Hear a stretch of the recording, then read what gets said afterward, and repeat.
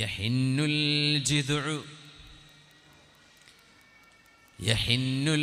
ജിദ്ഉ മിൻ ശൗഖിൻ ഇലൈക വയദ്രിഫു ദംഅഹു ഹുസ്നൻ അലൈക ويجهش بالبكاء وبالنحيب لفقد حديثكم وكذا يديك. ഹബീബിൻ്റെ സ്പർശം നഷ്ടമായപ്പോൾ ഹബീബ് എന്നെ ഇനി തൊടുന്നില്ലല്ലോ, ഹബീബ് എൻ്റെ മേലൊന്ന് ചാരി നിൽക്കുന്നില്ലല്ലോ, ഹബീബിൻ്റെ ഖുതുബ എനിക്കിനി കേൾക്കാൻ കഴിയില്ലല്ലോ എന്ന് പറയുകയല്ല, ആ വികാരം പങ്കുവെച്ച് മദീന പള്ളിയുടെ പുറത്തേക്ക് എടുത്തു മാറ്റിയ ജീവനില്ലാത്ത ഈത്തപ്പനയുടെ ഒരു ഉണങ്ങിയ തടിക്കഷ്ണം ജിദ്ഉൻ നഖ്ല. സ്വഹീഹുൽ ബുഖാരി ഉദ്ധരിച്ച ഹദീസാണിത്, സ്വഹീഹുൽ ബുഖാരിയിലുള്ള ഹദീസാണിത്. ജിദ്ഉൻ നഖ്ല, പുണ്യനബി തങ്ങളുടെ പരിശുദ്ധമായ മദീന പള്ളി. ആ വിശുദ്ധമായ പള്ളിയിൽ ഹബീബ് ഖുതുബയോദാൻ വേണ്ടി മിമ്പർ ഉണ്ടാക്കുന്നതിൻ്റെ മുമ്പ് ചാരി നിന്നിരുന്ന ഈത്തപ്പനയുടെ ഒരു തടിയുണ്ട്. ആ തടി ആവശ്യമില്ലാതെ വരികയും ഹബീബിന് മിമ്പറ പോലെ ഒരു മരത്തിൻ്റെ മിമ്പറ ഹബീബിന് വേണ്ടി അൻസ്വാരിയത്തായ ഒരു ഉമ്മ ഉണ്ടാക്കി കൊടുക്കുകയും ചെയ്തപ്പോൾ ശുദ്ധമായ ജുമുഅ നിസ്കാരം നടക്കുമ്പോൾ, ഖുതുബ നടക്കുമ്പോൾ സമിഅനാ ഹനീനൻ, ഒരു കുഞ്ഞ് കരയുന്ന പോലെ മദീന പള്ളിയുടെ പുറത്തുനിന്ന് തേങ്ങിക്കരയുന്ന കരച്ചിൽ ഞങ്ങൾ കണ്ടിട്ടുണ്ട് എന്ന് മഹാനായ അനസ് ഇബ്നു മാലിക് റളിയല്ലാഹു അൻഹു, അബൂ ഹുറൈറ റളിയല്ലാഹു അൻഹു, ഇബ്നു മസ്ഊദ് റളിയല്ലാഹു അൻഹു, സിദ്ദീഖ് റളിയല്ലാഹു അൻഹു, മുതവാത്തിറായ സംഭവമാണിത്. എന്ന് പറഞ്ഞാൽ തലമുറകൾക്ക് വിശ്വാസയോഗ്യമായ സംഘങ്ങൾക്ക് കൈമാറിയ ഹദീസാണിത്. നിഷേധിക്കാൻ പറ്റാത്ത സംഭവം. ഞങ്ങളൊക്കെ പേടിച്ചു, ആരാണ് കരയുന്നത്, എന്തിനാണ് ഈ കരച്ചിൽ, ഏതാണ് ഈ കുഞ്ഞ്? നിസ്കാരം കഴിഞ്ഞപ്പോൾ മിമ്പറിൽ നിന്ന് നേരെ ഇറങ്ങി വന്നു പള്ളിയുടെ പുറത്തേക്ക് റസൂലുള്ളാഹി സ്വല്ലല്ലാഹു അലൈഹി വസല്ലം. നോക്കുമ്പോൾ ഒരു മനുഷ്യനല്ല, അതൊരു കുഞ്ഞല്ല. ഹബീബായ നബി തങ്ങളുടെ സ്പർശം നഷ്ടമായതിൻ്റെ പേരിൽ കരയുകയായിരുന്ന ജിദ്ഉൻ നഖ്ല, ഈത്തപ്പനയുടെ തടിയാണിത്. ആ തടിയുടെ തേങ്ങൽ ഹബീബായ നബി തങ്ങൾ കേട്ടു, സ്വഹാബിമാർ മുഴുവനും കേട്ടു. ജുമുഅക്ക് വന്ന 1000-ലേറെ ആളുകൾ. ഇമാം ബുഖാരി തങ്ങൾ ഹദീസ് ഉദ്ധരിക്കുന്നു, പുണ്യ നബി തങ്ങൾ ആ മരത്തടിയെ കൈകൊണ്ടിങ്ങ് തടവുന്നത് ഞങ്ങൾ കണ്ടു. അതിനോട് എന്തൊക്കെയോ സംസാരിക്കുന്നു. എന്നിട്ട് പറഞ്ഞു, സ്വഹാബികളെ, ഈ മരത്തടിയെ നിങ്ങൾ കൊണ്ടുപോയി മറവ് ചെയ്യണമെന്ന് പറഞ്ഞു. ഇമാം ഷാഫിഈ തങ്ങളുടെ ശിഷ്യനുണ്ട് അംർ ഇബ്നു സവാദ് റഹ്മത്തുള്ളാഹി അലൈഹി. ഇമാം ഷാഫിഈ തങ്ങൾ പറഞ്ഞിരുന്നു, ലം യുഅത നബിയ്യുൻ മാ ഉഅതിയ മുഹമ്മദുൻ സ്വല്ലല്ലാഹു അലൈഹി വസല്ലം. ഹബീബായ റസൂലുള്ളാഹി തങ്ങൾക്ക് നൽകപ്പെട്ടതുപോലോത്തത് ലോകത്ത് ഒരു നബിക്കും അല്ലാഹു നൽകിയിട്ടില്ല എന്ന് പറഞ്ഞപ്പോൾ മഹാന്റെ ശിഷ്യനായ അംർ ഇബ്നു സവാദ് റഹ്മത്തുള്ളാഹി അലൈഹി ചോദിച്ചു, ഇമാം ഷാഫിഈ തങ്ങളെ, എൻ്റെ ഗുരുനാഥനെ, ഈസ നബി മരിച്ചവരെ ജീവിപ്പിച്ചവരല്ലയോ? അല്ലാഹുവിൻ്റെ റസൂൽ മരിച്ചവരെ ജീവിപ്പിച്ചിട്ടുണ്ടോ എന്ന് ഇമാം ഷാഫിഈ തങ്ങളോട് ചോദിച്ചപ്പോൾ ഇമാം ഷാഫിഈ തങ്ങൾ അതിന് മറുപടി കൊടുത്തത് ഈ ഈത്തപ്പനയുടെ സംഭവമാണ്. ജീവനുണ്ടായിരുന്ന ഒരു ശരീരത്തിൽ നിന്ന് ജീവൻ റൂഹ് പോയി. ആ പോയ റൂഹിന്റെ അനുമതിയോടുകൂടെ കൊണ്ടുവരാൻ മുഅ്ജിസത്തിന്റെ കരങ്ങളാൽ ഈസ നബിക്ക് സാധ്യമായിരുന്നു എന്നത് സത്യമാണ്. എന്നാൽ ഉണങ്ങിക്കഴിഞ്ഞ ഒരു മരം, തേങ്ങാനോ സംസാരിക്കാനോ കഴിയാത്ത ഒരു മരം, വികാരങ്ങളോ ചിന്തകളോ ഇല്ലാത്തൊരു മരക്കഷ്ണം, ഉണങ്ങിയ മരക്കഷ്ണം, ആ മരക്കഷ്ണം ജീവനുള്ള ഒരു മനുഷ്യൻ കരയുന്ന പോലെ കരയുമാർ ഹബീബിന് വേണ്ടി കരഞ്ഞിട്ടുണ്ടെങ്കിൽ ഒരു മരിച്ച മയ്യത്തിന് ജീവൻ കൊടുക്കുന്നതിനേക്കാൾ വലുതല്ലയോ ഹബീബായ നബി തങ്ങൾ ചെയ്തത് എന്ന് അംർ ഇബ്നു സവാദ് റഹ്മത്തുള്ളാഹി അലൈഹി എന്ന ശിഷ്യനോട് ഇമാം മറുപടി കൊടുത്തിട്ടുണ്ട്. ഈസാ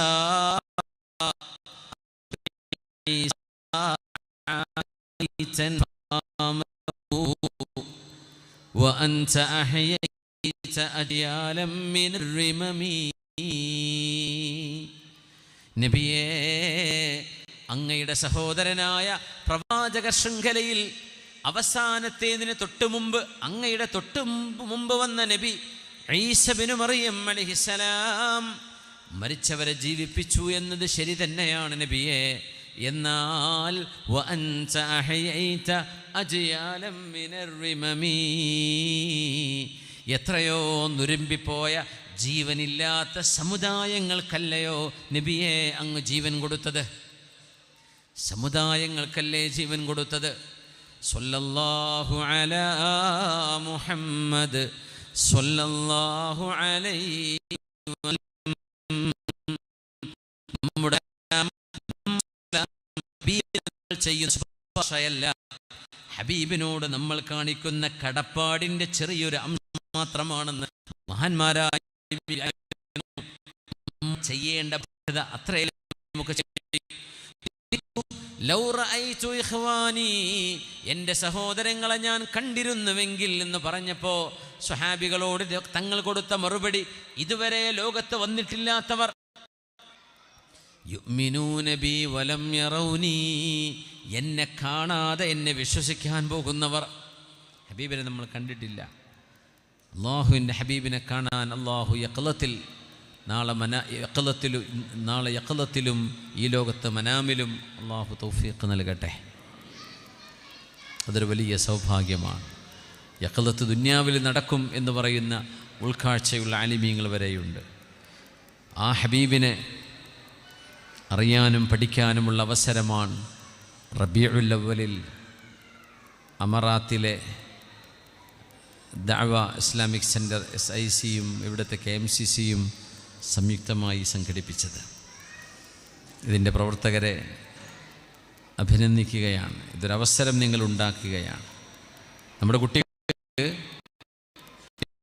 സ്പോർട്സും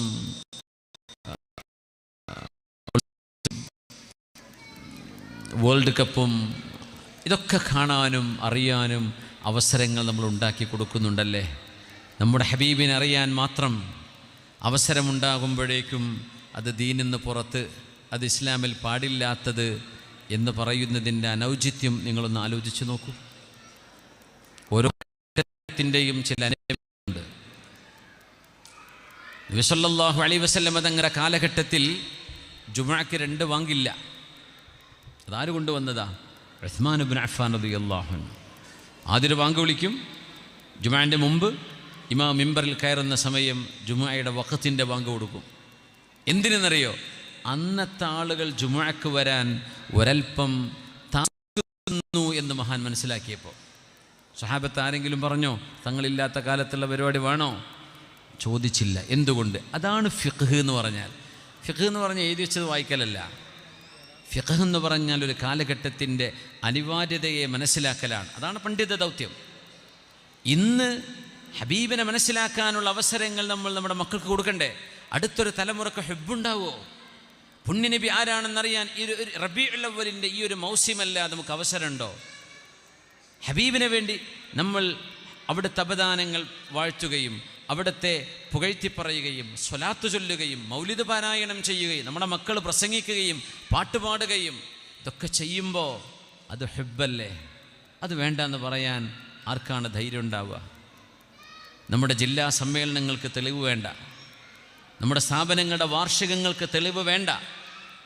പോട്ടെ, റമദാനിൽ ബദർ യുദ്ധത്തിനെ സംബന്ധിച്ചുള്ള ചരിത്രം പറയാൻ തെളിവ് വേണ്ട. തങ്ങളുടെ കാലത്ത് ചെയ്തിരുന്നോ? ചോദ്യമില്ല. ലൈലത്തുൽ ഖദറിനെ സംബന്ധിച്ച് പറയുമ്പോൾ ചോദ്യമില്ല, വേണ്ട, പ്രശ്നമില്ല. വിശുദ്ധ റബീഉൽ അവ്വലിൽ ഹബീബിനെ കുറിച്ച് പറയുമ്പോഴേക്കും പിന്നെ പ്രശ്നമായി. ആലോചിച്ച് നോക്കണേ, ഇന്ന് നമ്മൾ തർക്കിക്കേണ്ട വിഷയമാണോ ഇത്?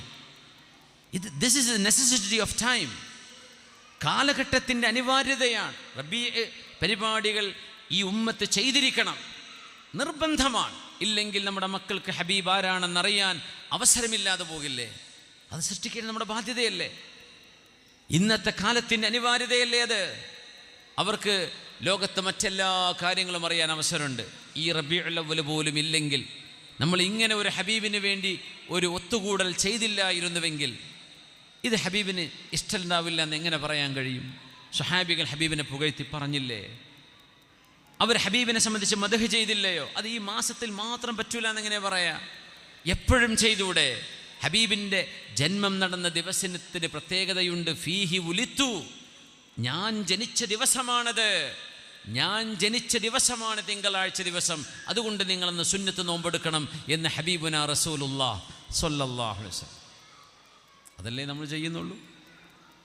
അപ്പോൾ വരും ഓരോ ക്ലിപ്പുകൾ കട്ട് ചെയ്തിട്ടും മുറിച്ചിട്ടും ഇപ്പുറത്തും അങ്ങോട്ടും വെച്ചിട്ട് ഇതില്ല വേണ്ട എന്ന് പറയാൻ അതൊരാവേശമാണ്. ഹബീബിനെ സ്നേഹിക്കുന്നുവെന്ന് മാത്രമല്ലേ അവർക്ക് നമ്മളെപ്പറ്റി ആക്ഷേപിക്കാനുള്ളൂ. ഹബീബിനെ സ്നേഹിക്കുന്നു എന്നല്ലാതെ എന്താ അവർക്ക് ആക്ഷേപിക്കാനുള്ളത്? ഇത് കാലഘട്ടത്തിൻ്റെ അനിവാര്യതയല്ലേ? എന്ന് തുടങ്ങി മൗലിദിൻ്റെ ചരിത്രമെന്നാണ്, ഏത് രാജാവ് തുടങ്ങി, അതൊക്കെ നിങ്ങൾ മാറ്റിവെച്ചോ.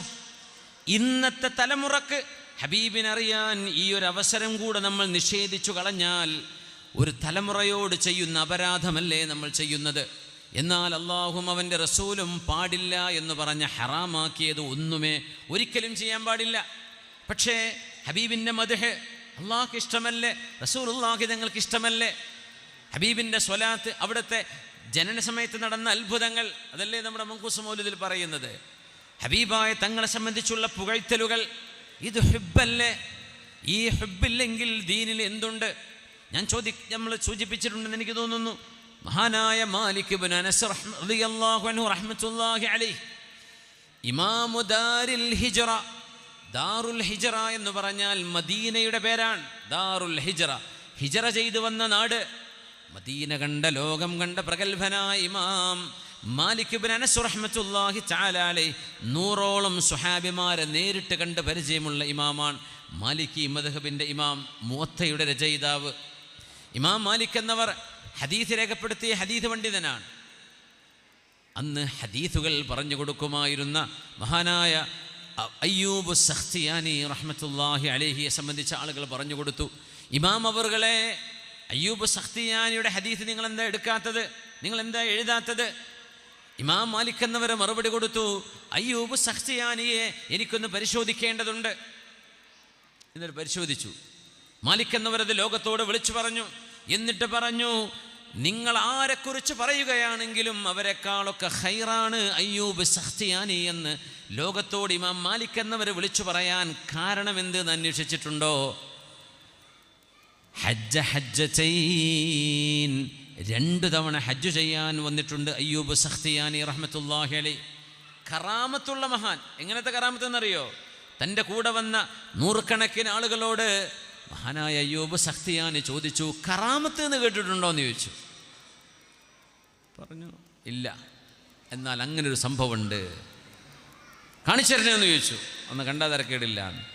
മക്കയുടെ ഒരു പാറയിൽ വിരൽ അമർത്തി പിടിച്ചിട്ട് പറഞ്ഞു, ഞാൻ എൻ്റെ വിരലെടുക്കുകയാണ്, നിങ്ങൾക്ക് വെള്ളം കിട്ടും.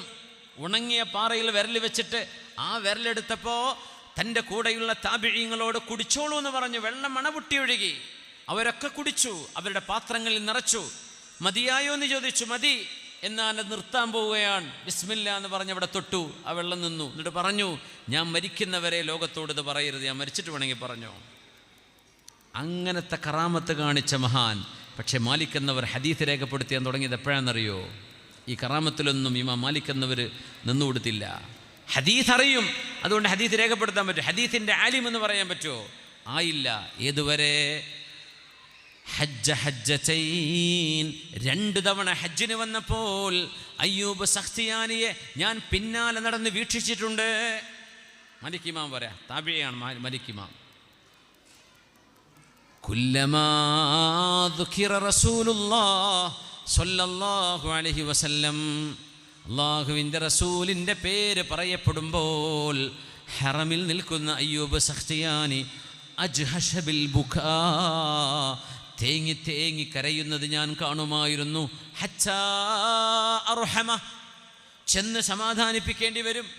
അയ്യൂബ് തങ്ങളെ കരയല്ലിൻ കരയല്ലിൻ കരയല്ലിൻ നിന്ന് അവരെ സമാധാനിപ്പിക്കേണ്ടി വരുമാർ ഹബീബിൻ്റെ മുഹമ്മദുൻ സ്വല്ലല്ലാഹു അലൈഹി വസല്ലം ഹബീബിൻ്റെ പേര് കേൾക്കുമ്പോഴേക്കും കരയുന്ന അയ്യൂബ് സഖ്തിയാനിയെ ഞാൻ കണ്ടു.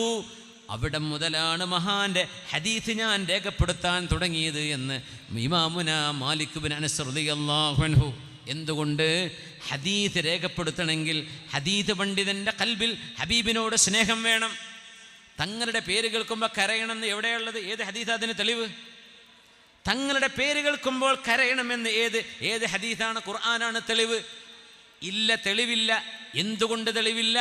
സ്നേഹത്തിന് അതിരുകളില്ലാതെ സ്നേഹിക്കാനും അത് പ്രകടിപ്പിക്കാനും ശറഇന്റെ ബൗണ്ടറിയിൽ നിന്നുകൊണ്ട് ആഘോഷിക്കാനും അല്ലാഹു റബ്ബുൽ ഇസ്സത്ത് അനുവാദം നൽകിയിട്ടുണ്ട്.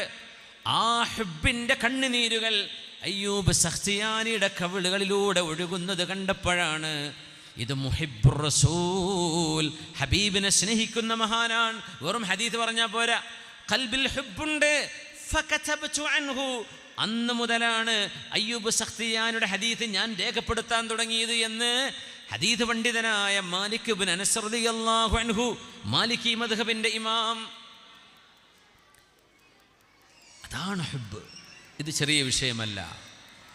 കാബിസ് ഇബ്നു റബീഅയെ ബസ്രയിൽ നിന്ന് വിളിച്ചു വരുത്തിയിട്ട് നെറ്റിയിൽ ഉമ്മ വെച്ച് സമ്മാനം കൊടുത്തു വിടാൻ മുആവിയ തങ്ങളെ പ്രേരിപ്പിച്ചത് കാന ശബീഹൻ ബിറസൂലില്ലാഹ്, അല്ലാഹുവിൻ്റെ റസൂലിൻ്റെ മുഖം പോലോത്ത മുഖമാണ് കാബിസ് ഇബ്നു റബീഅയുടെ മുഖമെന്ന് ബസ്രക്കാരനായ മഹാനെക്കുറിച്ച് കേട്ടപ്പോഴാണ് ഇത് ഹുബ്ബാണ്, ഇത് ഹുബ്ബാണ്, ഇത് ഹുബ്ബാണ്. ഞാൻ നിങ്ങളുടെ മുമ്പിലേക്ക് വരുമ്പോൾ അനർബികൾ എഴുന്നേറ്റ് നിൽക്കുന്ന പോലെ നിങ്ങൾ എനിക്ക് എഴുന്നേറ്റ് നിൽക്കരുതേ എന്ന് തങ്ങൾ പറഞ്ഞിട്ടുണ്ട്. ശരിയാണ്. മഹാനായ ഹസ്സാൻ ഇബ്നു സാബിത്ത് എന്നവർ അതിന് മറുപടി കൊടുത്തു. ഖിയാമീ ഖിയാമീ ലിൽ അസീസി അലയ്യ ഫർളു വതർകുൽ ഫർളി മാ ലാ യസ്തഖീമു അജ്ബതു ലിമൻ ലഹു അഖ്ലുൻ വഫഹ്മു യറാ ഹാദൽ ജമാല വലാ യഖൂമു. ശരിക്കും മനസ്സിലാക്കണം, അവിടുത്തെ അദബ്. തങ്ങൾ എനിക്ക് വേണ്ടി എഴുന്നേൽക്കരുത് എന്ന് പറഞ്ഞാൽ ആ ആജ്ഞ സ്വീകരിക്കലാണ് അദബ്. പക്ഷേ ആ ആജ്ഞ സ്വീകരിക്കൽ ഇംതിഥാലാണ്, തങ്ങളുടെ നിയമം അംഗീകരിക്കൽ ഹുക്കുമാണ്, ശറഇന്റെ ഹുക്കുമാണ്, അല്ലേ? നേരെ മറിച്ച് പുണ്യ ഹബീബിനെ കാണുമ്പോൾ എങ്ങനെയാണ് ഞങ്ങൾക്ക് എഴുന്നേൽക്കാതിരിക്കാൻ പറ്റുന്നത് എന്ന് പറഞ്ഞ് ഹബീബിനോട് അദബ് കാണിച്ചുകൊണ്ട്, ഹബീബിൻ്റെ അമ്രിനപ്പുറം അദബ് കാണിച്ചുകൊണ്ട് മറുപടി കൊടുത്തിട്ടുണ്ട് മഹാന്മാരായ സ്വഹാബിമാർ. ഹസ്സാൻ ഇബ്നു സാബിത്ത് എന്നവർ പാടുകയാ, സ്വഹാബിയാണത്. ഖിയാമീ ലിൽ അസീസി അലയ്യ ഫർളു, എൻ്റെ പ്രിയപ്പെട്ടവരായ നബിയേ, അങ്ങയെ കാണുമ്പോൾ എഴുന്നേറ്റു നിൽക്കേണ്ടത് ഞങ്ങളുടെ ബാധ്യതയാണ് നബിയേ. അത് ഞങ്ങളുടെ ബാധ്യതയാണ്. അങ്ങ് ഇരുന്നോളൂ എന്ന് പറയും, പക്ഷെ എഴുന്നേൽക്കേണ്ടത് ഞങ്ങളുടെ ബാധ്യതയാണ്. വതർകുൽ ഫർളി മാ ലാ യസ്തഖീമു, നിർബന്ധമായത് ചെയ്യാതിരിക്കാൻ പാടില്ലല്ലോ. അതുകൊണ്ട് ഞാൻ വരുമ്പോൾ എഴുന്നേൽക്കരുത് എന്ന് പറഞ്ഞ ആജ്ഞ അനുസരിക്കുകയാണ് എന്ന വിധേന അങ്ങയെ കാണുമ്പോൾ, എഴുന്നേൽക്കാതെ ഇരിക്കുന്നവരെ കാണുമ്പോൾ എനിക്ക് അത്ഭുതമുണ്ട് നബിയേ. യറാ ഹാദൽ ജമാല വലാ യഖൂമു, ഈ സൗന്ദര്യം കാണുമ്പോൾ, ഈ ഗാംഭീര്യം കാണുമ്പോൾ, ഈ മഹത്തരമായ അള്ളാഹു നൽകുന്ന ഖൽഖിൻ്റെയും ഖുൽഖിൻ്റെയും ഹുസ്ന് കാണുമ്പോൾ എങ്ങനെയാണ് ഇവർക്ക് ഇരിക്കാൻ കഴിയുന്നത്? ഞാൻ ഇരിക്കൂല നബിയേ, അങ്ങയെ കാണുമ്പോൾ ഞാൻ എഴുന്നേറ്റിരിക്കും. അങ്ങയുടെ കൽപ്പന എഴുന്നേൽക്കരുത് എന്നാണെങ്കിലും കൽപ്പനയേക്കാൾ വലുതാണ് അദബ് കാണിക്കേണ്ടത് എന്ന് സ്വഹാബിമാർ കാണിച്ച മാതൃകയാണ്. ഇത് ഹുബ്ബാൻ, ഇത് ഹുബ്ബാൻ. തങ്ങൾ എഴുന്നേൽക്കരുതെന്ന് പറഞ്ഞാൽ പിന്നെ എഴുന്നേൽക്കാതിരിക്കല്ലേ വേണ്ടത് എന്നവിടെ ചോദ്യം ഉന്നയിക്കാം. സ്വഹാബികൾ എന്ത് ചെയ്തു? അവർ എഴുന്നേറ്റ് നിന്നിട്ടുണ്ട്. എങ്ങനെ എഴുന്നേൽക്കാതിരിക്കാം? ഇത് നമ്മൾ മനസ്സിലാക്കണം. അതാണ് ഹബീബുനാ റസൂലുള്ളാഹ് സ്വല്ലല്ലാഹു അലൈഹി വസല്ലം. ഇമാം ബുഖാരി ഉദ്ധരിക്കുന്ന ഹദീസുൽ ജിദ്അ, ഈത്തപ്പനയുടെ ഉണങ്ങിയ തടി, കരഞ്ഞ സംഭവം പറയുമ്പോൾ ഹദീസ് പണ്ഡിതനായ അല്ലാമ അൽ ഹസനുൽ ബസ്രി റഹ്മത്തുള്ളാഹി അലൈഹി ദർസ് നടത്തുമ്പോൾ ശിഷ്യന്മാരോട് കരഞ്ഞുകൊണ്ട് പറയും, വഹാദൽ ജിദ്ഉ, നോക്കണേ ജീവനില്ലാത്ത, കണ്ണും കാതുമില്ലാത്ത, ഖൽബും മനസ്സും റൂഹുമില്ലാത്ത ഉണങ്ങിയ മരത്തടി, ഹബീബിൻ്റെ ഒരു സ്പർശം, ചാരി നിൽക്കുന്ന ഹബീബിൻ്റെ ഒരു സ്പർശം, ഹബീബിൻ്റെ സംസാരം കേൾക്കാൻ കഴിയാതെ വന്നപ്പോൾ, ആ സ്പർശം ലഭിക്കാതെ വന്നപ്പോൾ ഈത്തപ്പന കരഞ്ഞിട്ടുണ്ടെങ്കിൽ മാംസവും ചോരയും ബുദ്ധിയും വികാരവും വിവേകവുമുള്ള മുഅ്മിനായൊരു മനുഷ്യൻ ഹബീബിനെ കാണാൻ എത്രമേൽ കൊതിക്കണം എന്ന് പറഞ്ഞ് കരയുമായിരുന്നു ഹസനുൽ ബസ്രി റഹ്മത്തുള്ളാഹി അലൈഹി. അല്ലാഹു ആ ഹുബ്ബ് നമ്മുടെ ഖൽബിലേക്ക് നൽകട്ടെ. ഇത് സ്നേഹമാണ്.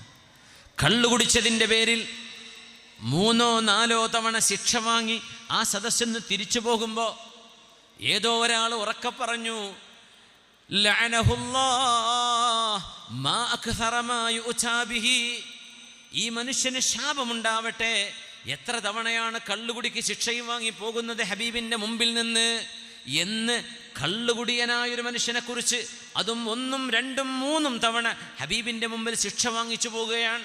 കാരണം അവർ കുടിച്ച് നടന്നിരുന്നൊരു കാലഘട്ടത്തിൽ നിന്ന് ദീനിലേക്ക് വന്നവരാണ്. അപ്പോൾ ഒരു പക്ഷേ ആ സന്ദർഭത്തിൽ അവർക്ക് ആ ദുശ്ശീലം ഒഴിവാക്കാൻ പ്രയാസമായിട്ടുണ്ട് ചില ആളുകൾക്ക്. ഹബീബായ നബിയുടെ സദസ്സിൽ നിന്നാണ് സ്വഹാബി പറയുന്നത്, ലഅനഹുല്ലാഹ്, അല്ലാഹു ശപിക്കട്ടെ എന്ന് ഹബീബിൻ്റെ മുമ്പിൽ നിന്ന് ഇറങ്ങിപ്പോകുന്ന മനുഷ്യൻ, ശിക്ഷ വാങ്ങി, കള്ളുകുടിക്ക് ശിക്ഷ വാങ്ങിപ്പോകുന്ന ഒരു മനുഷ്യനെക്കുറിച്ച് പറഞ്ഞപ്പോൾ, ലാ തുഈനൂ അലൈഹി ശൈത്താൻ, പിശാചിന് നിങ്ങൾ സഹായം ചെയ്യരുത്. അല്ലാഹു ശപിക്കട്ടെ എന്ന് പറഞ്ഞാൽ, അല്ല കൈവിട്ടാൽ ആരാണ് പിന്നെ ഈ മനുഷ്യനെ തട്ടിയെടുക്കുന്നത്? പിശാചല്ലയോ? ഈ മനുഷ്യനെ പിശാച് കൊണ്ടുപോകട്ടെ എന്നല്ലയോ നിങ്ങൾ പറയുന്നത്? ഒരു മനുഷ്യനെ കുറിച്ച് നിങ്ങൾ പറയുകയാണോ? വമാ അഅലമു, ആ മനുഷ്യനെ കുറിച്ച് ഞാൻ അറിയുന്നത്, അന്നഹു യുഹിബ്ബുല്ലാഹ വറസൂലഹു, മദ്യപാനത്തിൻ്റെ ഒരു അസുഖം അയാൾക്കുണ്ടെന്നത് ശരി തന്നെയാണ്. എന്നാലും അയാളുടെ മനസ്സിനുള്ളിൽ അള്ളാഹുവിനോടും റസൂലിനോടും സ്നേഹമുള്ള ആളാണ് ആ മനുഷ്യനെന്ന് അടികൊണ്ടു പോകുന്ന മനുഷ്യനെക്കുറിച്ച് ഹബീബായ റസൂലുള്ളാഹി സ്വല്ലല്ലാഹു അലൈഹി വസല്ലം തങ്ങൾ പറയുന്നത് സ്വഹീഹായ പ്രബലമായ ഹദീസാണ്. സ്നേഹത്തിന് ഹബീബ് കൊടുത്ത വിലയാണത്. ആ മനുഷ്യൻ തെറ്റ് ചെയ്തിട്ടുണ്ട്, ആ മനുഷ്യനെ ശിക്ഷിച്ചിട്ടുണ്ട്, ഹദ്ദടിച്ചിട്ടുണ്ട്.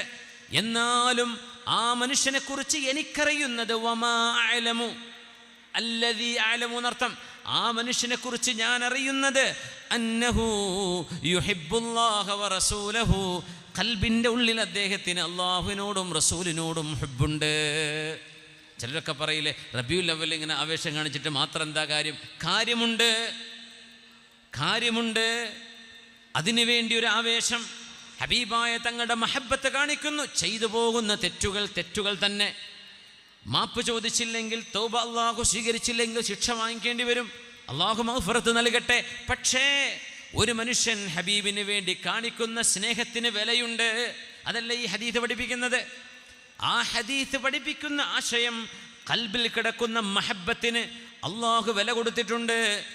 വമാ അഅലമു അന്നഹു യുഹിബ്ബുല്ലാഹ വറസൂലഹു, അള്ളാഹുവിനെയും അവൻ്റെ റസൂലിനെയും സ്നേഹിക്കുന്ന ആളാണ് ഇയാളെന്ന് റസൂലുള്ളാഹി സ്വല്ലല്ലാഹു അലൈഹി വസല്ലം. ഫിദാക ഖറാബതി വജമീഉ മാലി, ഫിദാക ഖറാബതി വജമീഉ മാലി وأبذل مهجتي دوما فداك تدوم سعادتي وتدوم روحي إذا بذلت حياتي في رضاك ذنوبي أقعدتني عن علو وأطمح أن أقرب من علاك لعل محبتي تسمو بروحي فتجبر ما تصدع من هواك. ഹബീബിനെ സ്നേഹിക്കാൻ അള്ളാഹു എത്രയാ പറഞ്ഞത്? എൻ്റെ ഹബീബിനെ സ്നേഹിക്കണം. ഇത് അല്ലാഹു ലോകത്തിന് നൽകിയ അർ-റഹ്മത്തുൽ മുഹ്ദാ. അതുകൊണ്ടാണ് അവിടുത്തെ വാക്കുകളെ അവർ ശിരസാവഹിച്ചത്.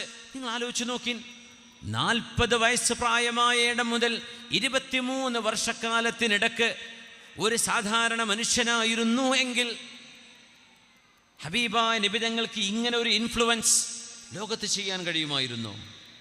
എത്ര ആൾ 40 വയസ്സായവർ നമ്മുടെ നാട്ടിലുണ്ട്, നമ്മുടെ ഈ സദസ്സിലുണ്ട്? 20, 23, 30, 40 കൊല്ലം ഒരു മഹലിൽ ജോലി ചെയ്താൽ ആ മഹല് നന്നാക്കാൻ പറ്റാറുണ്ടോ? നമുക്ക് ഒരു മഹല് 40 കൊല്ലം കൊണ്ട് നന്നാക്കാൻ പറ്റാറുണ്ടോ? പുണ്യനിബിതങ്ങൾ 23 കൊല്ലങ്ങൾ കൊണ്ട് ബിംബാരാധനയിൽ മുഴുകിയിരുന്നൊരു സമൂഹത്തെ മാത്രമല്ല, റോമൻ, പേർഷ്യൻ, യമൻ, സിറിയൻ സംസ്കാരങ്ങളെ മുഴുവനും ഉടച്ചു വാർത്തില്ലയോ? തൗഹീദിൻ്റെ രാജവീതിയിലേക്ക് കൊണ്ടുവന്നില്ലയോ? ഇങ്ങനെ ഒരു സൗഭാഗ്യം സാധ്യമായത് മാത്രമല്ല, തങ്ങളുടെ കൂടെ ജീവിച്ച, ഹബീബിൻ്റെ കൂടെ കഴിഞ്ഞ, ഹബീബിൻ്റെ ഉറ്റമിത്രങ്ങളായിരുന്നവർ പോലും, ഹബീബിനേക്കാൾ പ്രായമുണ്ടായിരുന്നവർ പോലും യാ റസൂലല്ലാഹ് എന്ന് സ്വന്തം ഹബീബിനെ പേര് വിളിക്കാതെ റസൂലുള്ളാഹ് എന്ന് വിളിക്കണമെങ്കിൽ ആ വ്യക്തിത്വം എങ്ങനത്തെ വ്യക്തിത്വമായിരുന്നു? നിങ്ങൾ ആലോചിക്കുക. നമ്മുടെ കൂടെ നമ്മുടെ സമപ്രായക്കാരില്ലേ? ഒരാൾ ഞാൻ നബിയാന്ന് പറയാൻ, ആ മനുഷ്യൻ ഞാൻ VIP എന്ന് പറയാൻ, എനിക്ക് കറാമത്തുണ്ടെന്ന് ഒരാൾ പറയാൻ, ആ മനുഷ്യനോട് ഇങ്ങനെയൊക്കെ അധിനിവേശം ആർക്കെങ്കിലും ഉണ്ടാവോ? എത്ര പേർക്ക് കാണും? എത്ര പേർ?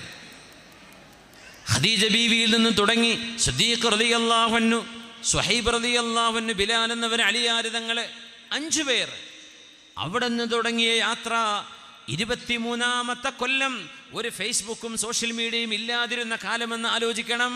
ഹബീബിൻ്റെ അവസാനത്തെ ഹജ്ജത്തുൽ വിദായിൽ അവിടത്തോടുകൂടെ ഹജ്ജ് ചെയ്യാൻ വന്നത് 1,23,000. 5 തുടങ്ങിയതാ, 1,23,000. 24,000 ഉണ്ടായിരുന്നു എന്നാ, പക്ഷേ അവർക്ക് ഹജ്ജിന് വരാൻ പറ്റിയിരുന്നില്ല. 1,24,000 സ്വഹാബിമാർ അന്ന് ഹബീബിന് മക്കയിലും മദീനയിലും പരിസരത്തുമായിട്ടുണ്ട് എന്ന് പറഞ്ഞാൽ ലോകത്ത് വന്ന മുഴുവൻ അംബിയാഇൻ്റെയും എണ്ണമാണ് 1,24,000. അത്ര സ്വഹാബിമാർ അഷ്റഫുൽ ഖൽഖിന് അല്ലാഹു കൊടുത്തു സ്വല്ലല്ലാഹു അലൈഹി വസല്ലം. ഇതൊരു സാധാരണ വ്യക്തിക്ക് കഴിയുമോ? സ്വന്തം ഉപ്പയോട് ഫാത്തിമ റളിയല്ലാഹു അൻഹ വിളിക്കുന്നത് എൻ്റെ ഉപ്പ എന്നല്ല. സ്വന്തം ഭർത്താവിനെ യാ സൗജി എന്നല്ല ആയിഷ ബീവി വിളിക്കുന്നത്, സഫിയ ബീവി വിളിക്കുന്നത്, ഹഫ്സ ബീവി വിളിക്കുന്നത് യാ റസൂലല്ലാഹ്, അല്ലാഹുവിൻ്റെ റസൂലേ. ആർക്കങ്ങനെ ആ ഒരു ബഹുമാനം എങ്ങനെ ഹബീബിന് ലഭിച്ചു? നിങ്ങൾ ആലോചിച്ചിട്ടുണ്ടോ? ഖദീജ ബീവി റളിയല്ലാഹു അൻഹ, ഹബീബിനേക്കാൾ 15 വയസ്സ് മുതിർന്ന മഹദി, യാ റസൂലല്ലാഹ്, അല്ലാഹുവിൻ്റെ തിരുദൂതരേ. അബ്ബാസ് റളിയല്ലാഹു അൻഹു നബിയുടെ എളാപ്പയാണ്. അബ്ബാസ് എന്നവർ നബി തങ്ങളുടെ ഉപ്പ മരണപ്പെട്ടതിന് ശേഷം ജനിച്ച മോനാണ്. അബ്ദുൽ മുത്തലിബിൻ്റെ തങ്ങളുടെ എളാപ്പയാണ്. റസൂലുള്ളാഹി സ്വല്ലല്ലാഹു അലൈഹി വസല്ലം തങ്ങളെക്കാൾ ഏതാനും മാസങ്ങളുടെ വ്യത്യാസമുണ്ട് മഹാനായ അബ്ബാസ് റളിയല്ലാഹു അൻഹുവിന്. ആരോ ചോദിച്ചു, അബ്ബാസ് എന്നവരെ നിങ്ങളാണോ മുതിർന്നത്, അല്ല റസൂലുള്ളാഹിയാണോ, ആരാണിതിൽ മൂത്തത്, ആരാ മുതിർന്നത്? അബ്ബാസ് റളിയല്ലാഹു അൻഹു വിചിത്രമായൊരു മറുപടി കൊടുത്തു. ഹുവ അക്ബറു മിന്നി, എന്നെക്കാൾ വലുത് റസൂലുള്ളാഹി തന്നെയാണ്. വലാകിൻ വുലിത്തു ഖബ്ലഹു, പക്ഷേ ഞാൻ ജനിച്ചത് അവർക്ക് മുമ്പാണ്. ഞാൻ ജനിച്ചത് നബിക്ക് മുമ്പാണ്, പക്ഷേ എന്നെക്കാളും വലുത് നബി തങ്ങൾ തന്നെയാണ് സ്വല്ലല്ലാഹു അലൈഹി വസല്ലം. ഈ ആദരവ് ഒരു എളാപ്പ സ്വന്തം സഹോദരൻ്റെ മകന് വക വെച്ച് കൊടുക്കണമെങ്കിൽ, ഹംസ റളിയല്ലാഹു അൻഹു, വീരശൂരനായിരുന്ന ഉമർ ഇബ്നുൽ ഖത്താബ് റളിയല്ലാഹു അൻഹു യാ റസൂലല്ലാഹ് എന്നല്ലാതെ ഹബീബിനെ വിളിക്കുമായിരുന്നോ? സിദ്ദീഖ് തങ്ങളും നബിതങ്ങളും ഉമർ റളിയല്ലാഹു അൻഹുവും 3 പേരാണ് പരിശുദ്ധമായ പച്ച കൊബ്ബയുടെ താഴെ അന്ത്യവിശ്രമം കൊള്ളുന്നത് മദീനയുടെ റൗള എന്ന് പറയുന്ന അൽ ഹുജ്റത്തു ഷരീഫയിൽ. 3 പേരും വഫാത്താകുന്നത് 63ാമത്തെ വയസ്സിലാണ്. തങ്ങൾ 63, സിദ്ദീഖ് എന്നവർ 63, ഉമർ തങ്ങളും 63. നോക്കണേ, അള്ളാഹുവിൻ്റെ ഒരു തീരുമാനം നോക്കണേ. തോളിൽ പിടിച്ച് നടന്നിരുന്ന 3 പേരും പുണ്യനബി പറയുമായിരുന്നു, ഹാക്കദാ യദ്ഖുലു സലാസതുനൽ ജന്ന, നമ്മൾ ഇതുപോലെ തോളിൽ പിടിച്ച് 3 പേരും സ്വർഗത്തിൽ കടക്കും എന്ന് പറഞ്ഞ വാക്ക് അന്വർത്ഥമായത് നോക്കൂ. ഹബീബിൻ്റെ ഖബറിൻ്റെ തൊട്ടരികത്ത് 2 പേരാ കിടക്കണത്. ഈ സിദ്ദീഖ് എന്നവരും ഉമർ ബിൻ ഖത്താബ് റളിയല്ലാഹു അൻഹുവും. സ്നേഹമാണ് അവിടെ കൊണ്ടെത്തിച്ചത്, മഹബ്ബത്താണ് അവിടെ കൊണ്ടുവന്നെത്തിക്കുന്നത്.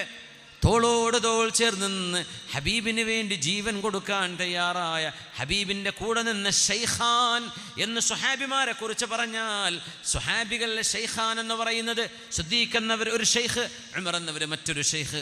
മഹാന്മാരായ 2 അമീറുൽ മുഅ്മിനുമാർ ഹബീബിൻ്റെ കൂടെയാണ് അന്ത്യവിശ്രമം കൊള്ളുന്നത്. റളിയല്ലാഹു അൻഹും വസല്ലല്ലാഹു അലാ ഹബീബിനാ സല്ലല്ലാഹു അലൈഹി വസല്ലം. جاءت إليه حمامة مشتاقة تشكو إليك بقلب صب واجف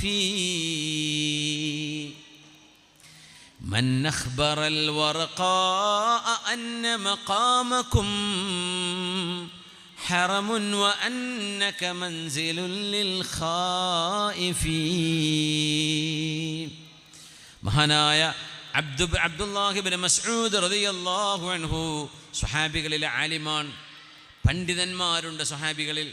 ആ പണ്ഡിതന്മാരിൽപ്പെട്ട മഹാനാണ് അബ്ദുല്ലാഹി ഇബ്നു മസ്ഊദ് എന്നവർ, സയ്യിദ് ബിൻ സാബിത്ത് റളിയല്ലാഹു അൻഹു, അതുപോലെ തന്നെ മഹാനായ അബ്ദുല്ലാഹി ഇബ്നു അബ്ബാസ് റളിയല്ലാഹു അൻഹു. ഇവരൊക്കെ സ്വഹാബികളിലെ ആലിമീങ്ങളാണ്. ആലിമായ അബ്ദുല്ലാഹി ഇബ്നു മസ്ഊദ് തങ്ങൾ പറയുന്നു, ഞങ്ങൾ ഹബീബിൻ്റെ കൂടെ ഒരു യാത്ര പോകുന്നു. ആ യാത്രയിൽ ഒരു പ്രാവ് ഹബീബിൻ്റെ തലയിലൂടെ ഇങ്ങനെ അരികത്തുകൂടെ പറന്നു പോകുന്നു ഞങ്ങൾ കാണുന്നുണ്ട്. അപ്പോൾ എവിടെയോ ദൂരെ വെച്ച് വരുന്ന വഴിയിൽ സ്വഹാബിമാരാരോ മൂത്രൊഴിക്കാനോ മറ്റോ ചെന്നപ്പോഴേ ഒരു പ്രാവ് കൂട് കണ്ടിരുന്നു. ആ പ്രാവിൽ നിന്ന് അതിൻ്റെ കുഞ്ഞുങ്ങളെ അവരെടുത്തു കൊണ്ടുവന്നിരുന്നു. ഒരു കൗതുകം, ഒരു രസം, അവരത്രേ ചിന്തിച്ചുള്ളൂ. യാത്ര തുടർന്നു. ആ 2 കുഞ്ഞുങ്ങളെ നഷ്ടമായ ഉമ്മയായ ഈ ഉമ്മയായ പ്രാവ് ഹബീബിൻ്റെ തലയ്ക്ക് മീതെ പറന്നുകൊണ്ടിരുന്നു. അൽ ഹംറ, പറന്നുകൊണ്ടിരുന്ന സംഭവം ഇമാം അബൂ ദാവൂദ് എന്നവരും ഇമാം ഹാക്കിം എന്നവരും ഉദ്ധരിച്ചിട്ടുണ്ട്. ഹദീസുൻ സ്വഹീഹുൽ ഇസ്നാദ്, സ്വഹീഹായ ഹദീസ്, ഇസ്നാദ് സ്വഹീഹാണതിൻ്റെ. പുണ്യ നബിയുടെ തലക്ക് മീതങ്ങനെ പറന്നപ്പോൾ അയ്യുക്കും ഫജഅ ഹാദിഹി ബിഫർഖൈഹാ, നിബിതങ്ങൾ സ്വഹാബികളെ മുഴുവനും അവിടെ നിർത്തി. എല്ലാവരും ഒന്ന് നിൽക്കണം. അവരുടെ മാർച്ച് നിർത്തി. സൈന്യം പോവാണ്. ഒരു സൈന്യം പോകുന്ന പോക്കാണിത്. ആലോചിച്ച് നോക്കൂ. യുദ്ധം കഴിഞ്ഞ് പോവാണ്. സൈന്യത്തെ മുഴുവനും സ്റ്റോപ്പ് ചെയ്തു. എല്ലാവരും നിൽക്കണം. സ്വഹാബിമാർ എപ്പോഴോ പിടിച്ചുകൊണ്ടുവന്നതാ. എത്രയോ കാതങ്ങൾക്കപ്പുറത്താ ആ പ്രാവിൻ്റെ കൂട് കിടക്കണത്. തങ്ങൾ ചോദിച്ചു, അയ്യുക്കും ഫജഅ ഹാദിഹി ബിഫർഖൈഹാ. നബി തങ്ങൾ കൃത്യമായി പറഞ്ഞു, ഈ പ്രാവിൻ്റെ 2 കുഞ്ഞുങ്ങളെ, 3, 4 എന്നല്ല പറഞ്ഞു, 2 കുഞ്ഞുങ്ങളെ പിടിച്ചുകൊണ്ട് ഈ പ്രാവൻ തള്ളയെ വേദനിപ്പിച്ചവരാരാണ് നിങ്ങളിൽ? എന്താ അതിനർത്ഥം? ക്ലിയർ കമ്മ്യൂണിക്കേഷൻ ഹബീബിനും ആ പക്ഷിക്കുമിടയിൽ നടന്നു. നിങ്ങളിൽ ആരാണ് ഈ പ്രാവിൻ്റെ 2 കുഞ്ഞുങ്ങളെ എടുത്തത്? 2 മുട്ട എന്നല്ല പറഞ്ഞത്, 3 കുഞ്ഞുങ്ങളെന്നല്ല, 1 കുഞ്ഞ് എന്നുമല്ല, കുഞ്ഞുങ്ങൾ എന്നുമല്ല, 2 എണ്ണം. എണ്ണം കൃത്യമാണ്. സ്വഹാബിമാർ ധരിച്ചുപോയി. ആരാണ് ഈ പക്ഷിയെ വേദനിപ്പിച്ചത്? കവി അതാ പറയുന്നത്, ജാഅത് ഇലൈഹി ഹമാമത്തുൻ മുഷ്താഖതൻ.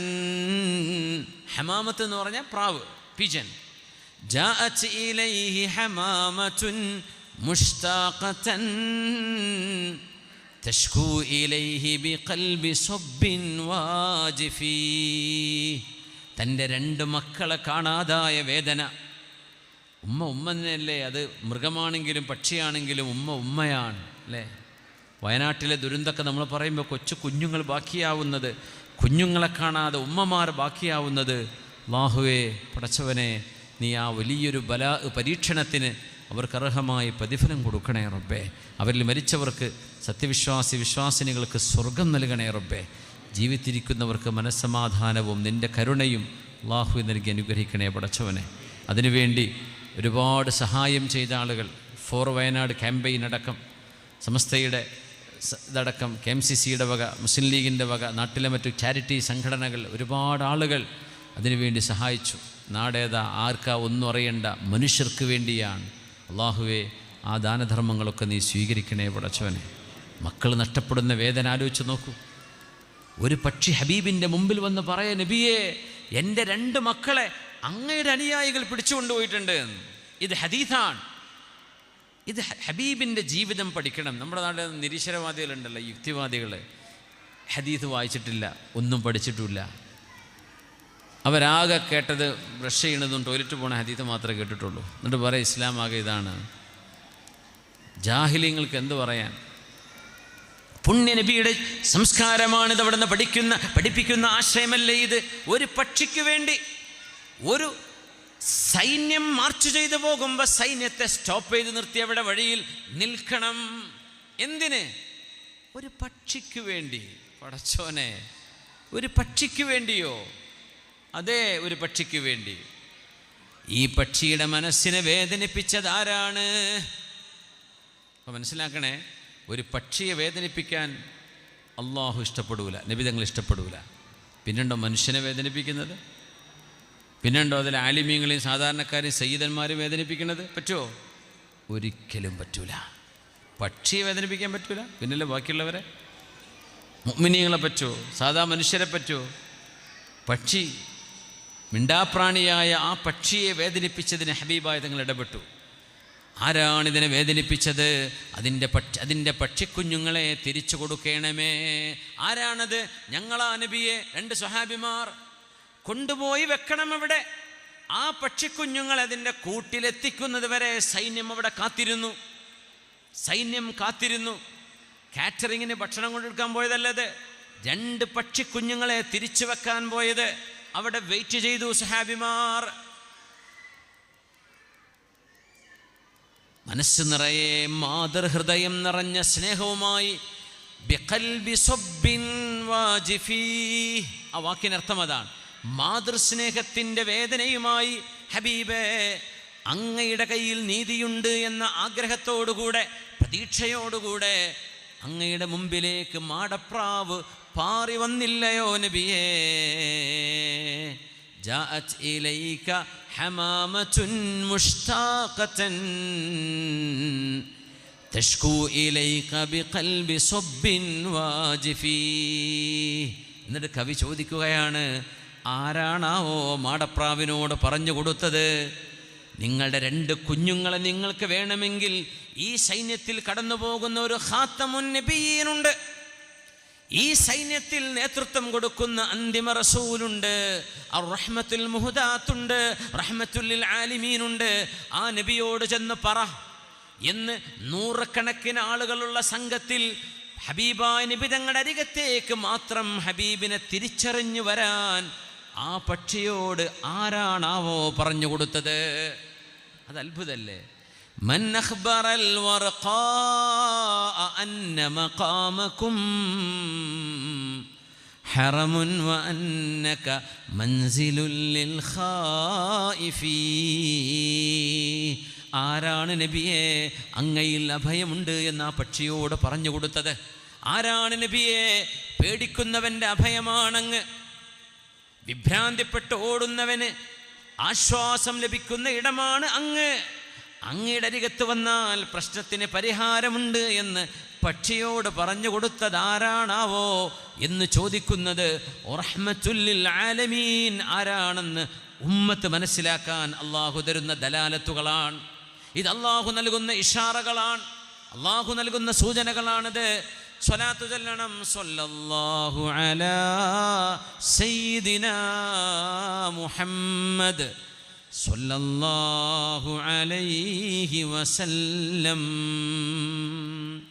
അബ്ദു ഇബ്നു ജഅഫർ റളിയല്ലാഹു അൻഹു അന്ന് ഹബീബിൻ്റെ കൂടെ യാത്ര പോകുമ്പോൾ ഒട്ടകപ്പുറത്ത് അബ്ദുബ്നു ജഅഫർ എന്നവർ പറഞ്ഞു, എൻ്റെ ജീവിതത്തിലുണ്ടായ 3 അനുഭവങ്ങൾ ഞാൻ മറക്കില്ല എന്ന് പറഞ്ഞ് മഹാൻ പറയുന്നുണ്ട്. അസറ ഇലയ്യ റസൂലുള്ളാഹ്, ആ യാത്രയിലാണ് എന്നോട് പുണ്യനബി ഒരു സ്വകാര്യം പറഞ്ഞത്. നബി തങ്ങൾ എന്നോടൊരു സ്വകാര്യം പറഞ്ഞു. ആ സ്വകാര്യ ഞാൻ പറഞ്ഞുതരൂല, കാരണം അത് ഹബീബ് എനിക്ക് പറഞ്ഞു തന്ന സ്വകാര്യമാണ്. സഹാബികൾ അങ്ങനെ ഒരുപാട് കഥ പറഞ്ഞിട്ടുണ്ട്. അബൂ ഹുറൈറ റളിയല്ലാഹു അൻഹു തുണിയുടെ കോന്തലം കെട്ടി വിരിച്ചിട്ട് പറഞ്ഞു, എൻ്റെ ഈ കോന്തല നിറയെ, കോന്തല എന്നൊക്കെ പറഞ്ഞാൽ അറിയോ നമ്മൾ മലപ്പുറം ഭാഷയിൽ,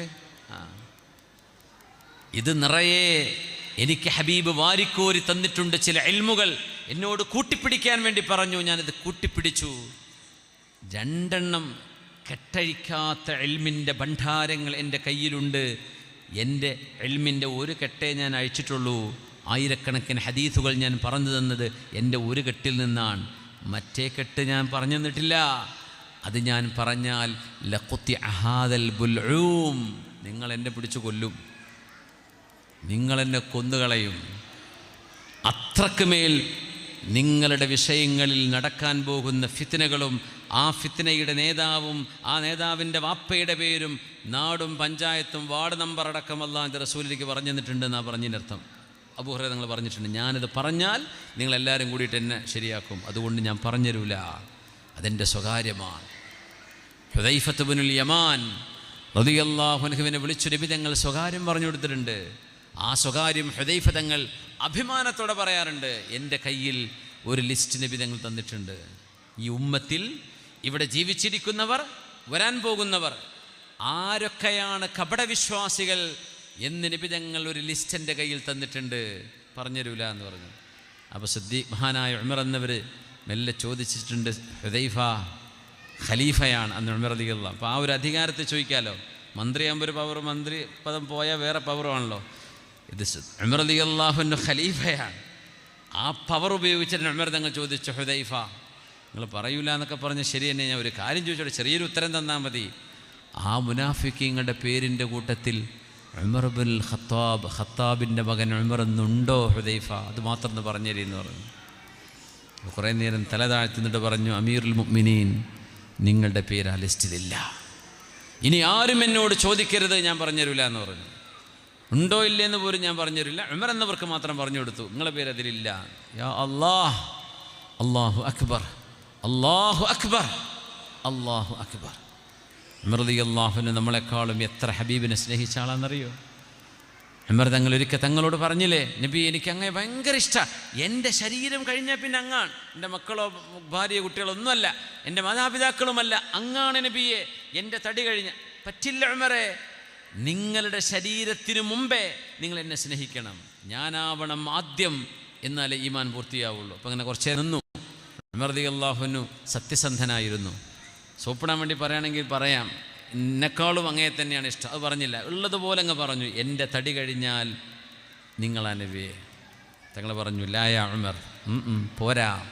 കുറച്ചു നേരം നിന്നു, എന്നിട്ട് പറഞ്ഞു, നബിയെ അൽ ആന അൻത അഹബ്ബു ഇലയ്യ മിൻ നഫ്സി, എൻ്റെ ശരീരത്തെക്കാളും അങ്ങാണ് നബി എനിക്ക് ഇഷ്ടപ്പെട്ടത്. അൽ ആന യാ ഉമർ, ഇപ്പോഴാണ് ഉമറേ, ഇപ്പോഴാണ് ഉമറേ എന്ന് പറഞ്ഞാൽ നിങ്ങളുടെ ഈമാൻ പരിപൂർണമായത്. ആ മഹാനാണ് ഉമർ ഇബ്നുൽ ഖത്താബ് റളിയല്ലാഹു അൻഹു. ചോദിക്കുകയാണ്, കപടവിശ്വാസിയായി പോയിട്ടുണ്ടോ ഞാൻ? എനിക്ക് പേടിയാവുന്നു ഹുദൈഫ, എൻ്റെ പേര് ആ ലിസ്റ്റിലുണ്ടോ എന്ന്. അപ്പം നമ്മളൊക്കെ എത്ര പേടിക്കണം പടച്ചോനെ, നമ്മളെത്ര ഭയപ്പെടണം. നമ്മുടെയൊക്കെ ഓവർ കോൺഫിഡൻസ് എന്ന് അതിന് പറയാം, ഓവർ കോൺഫിഡൻസ്. അബദ്ധമല്ലേ ഇതിനർത്ഥം? കയ്യിലില്ല, പക്ഷെ ഭയങ്കര ആത്മവിശ്വാസമാണ്. നമ്മൾ റെഡിയാണ്, നമ്മൾ സ്വർഗത്തിലെ, ബാക്കിയുള്ളവരൊക്കെ നരകത്തേക്ക്, സ്വർഗത്തേക്ക്. അല്ലാഹുമ്മ ജഅൽനാ മിൻ അഹ്ലിൽ ജന്ന, അല്ലാഹു സ്വർഗത്തിൻ്റെ അഹ്ലുകാരെ നമ്മൾ ഉൾപ്പെടുത്തി തരട്ടെ. നസ്ആ ഇലൈഹ, നമ്മൾ സ്വർഗത്തിന് വേണ്ടി അധ്വാനിക്കുകയാണ്, അങ്ങനെ പറയാൻ പറ്റുള്ളൂ, ആർക്കും ഉറപ്പിക്കാനായിട്ടില്ല. ഹബീബായ തങ്ങളുടെ സ്വഹാബിമാർ, തങ്ങൾ അവരൊക്കെ ജന്നത്തികളാണെന്ന് നബി തങ്ങൾ പറഞ്ഞതാ. അശറത്തുൽ മുബശ്ശരീങ്ങളിൽപ്പെട്ട മഹാനാണ് നബി തങ്ങൾ. വേറെയും സന്ദർഭങ്ങളിൽ ഉമറു ഫിൽ ജന്ന എന്ന് പറഞ്ഞിട്ടുണ്ട്. എന്നാലും ഒരു പേടി, ഞാൻ കപടവിശ്വാസിയാണോ?